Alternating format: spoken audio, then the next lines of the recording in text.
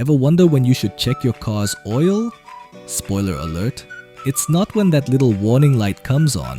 By then your engine's practically crying for help. Let's save you from that drama. So when should you actually check your oil? Here's the golden rule. The best time is when the engine is cold or after it's had time to cool down. Why?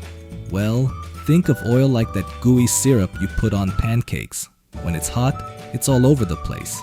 But when it's cool, it settles, making it easier to get an accurate reading.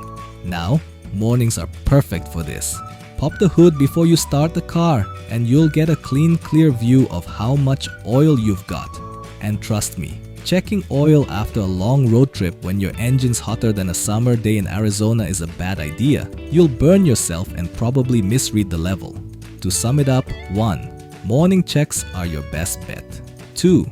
If you've been driving, wait at least 10 minutes to let things cool off. And remember, oil is your engine's lifeblood. Keeping it topped off is key to keeping your car running smoothly.